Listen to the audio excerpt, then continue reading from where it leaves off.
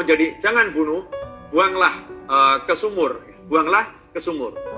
Para ulama mengatakan orang jahat itu kalau punya ide semakin jahat. Misal potong tangannya, jangan potong tangannya, sekalian sama kakinya, bunuh aja sekalian. Jadi semakin jahat. Itu orang jahat. Kalau orang baik itu kalau punya ide yang jahat karena tergoda syaitan, dirinya langsung menasihati untuk kepada kejahatan yang lebih ringan, kejahatan yang lebih ringan lagi, sampai akhirnya bertobat. Itu kalau orang yang baik. Saudara Nabi Yusuf alaihissalam, mereka semua mengatakan jangan bunuh Yusuf, buanglah ke sumur. Nah, tetapi ternyata rasa cemburu itu belum hilang. Meskipun udah pisah dengan Nabi Yusuf alaihissalam berpuluh-puluh tahun, pisah dengan Nabi Yusuf alaihissalam, saat Bunyamin yang merupakan adik Nabi Yusuf itu disangka sebagai pencuri tertangkap, maka saat itulah muncul rasa cemburunya. Ya, rasa cemburunya itu muncul, irinya itu muncul. Mereka mengatakan, "Qalu in yasrik faqad saraka akhun lahu min qabl." Kalau dia mencuri, kakaknya pernah mencuri. Ini adik ini jadi pencuri karena niru kakaknya. Kalau kakaknya nggak pencuri, nggak mungkin adiknya akan nyuri. Ini karena memang satu darah ini, satu nasab, ini gennya sama, ya ini gara-gara kakaknya maka adiknya ketularan.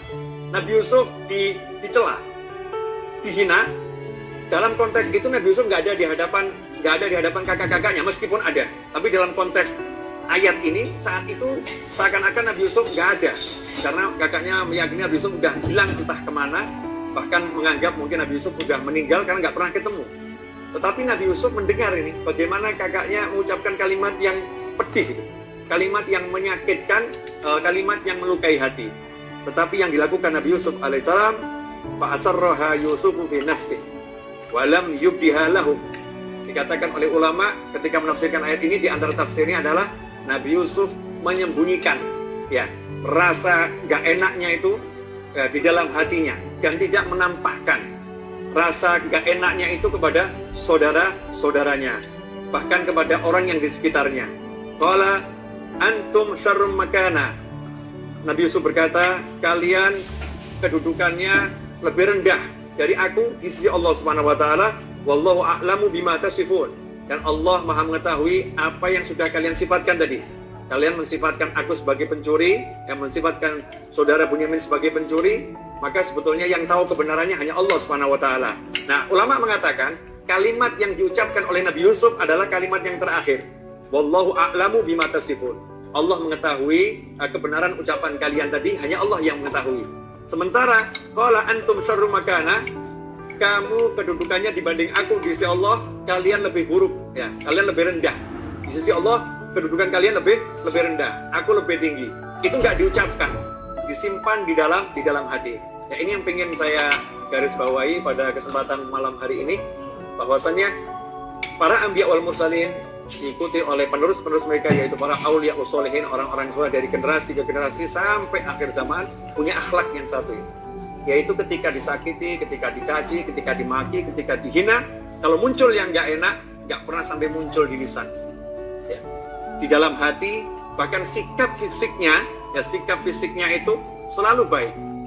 Sikap fisiknya selalu baik, tidak menampakkan hal yang tidak menyenangkan, ya tetap melayani orang yang berbicara buruk tentangnya. Ihtimalul adza, mampu menanggung beban, derita hal-hal yang gak enak. Nah, sementara kita dalam kehidupan sehari-hari, ini yang susah. Ya, ini yang susah, apalagi kalau punya pangkat. Satu, Nabi Yusuf alaihissalam punya pangkat. Orang kepercayaan raja, tangan kanannya raja. Beliau bukan sebagai raja, tapi tangan kanannya raja.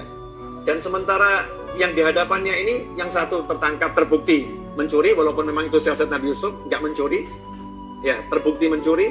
Kemudian di hadapannya ini adalah kakak-kakaknya yang pernah membuang beliau. Kalau beliau mau, ya dengan kekuasaan itu bisa saja membalas, bisa saja menangkap, bisa saja menyakiti, baik dengan ucapan, dengan apapun. Tetapi justru di saat punya kekuasaan yang seperti itu, Nabi Yusuf alaihissalam, beliau menunjukkan ya kebesarannya sebagai seorang nabi dan sebagai seorang negarawan. Tidak perlu meladeni hal-hal yang nggak perlu diladeni. Yang nggak enak disimpan dalam hati, yang enak diucapkan.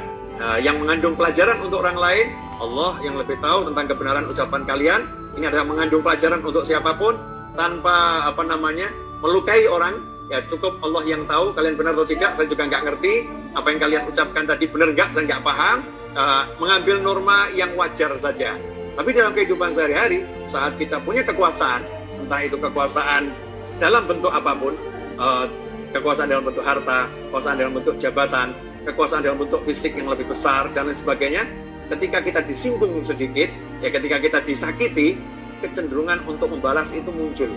Kecenderungan untuk membalas menyakiti dengan kalimat yang lebih tajam itu muncul.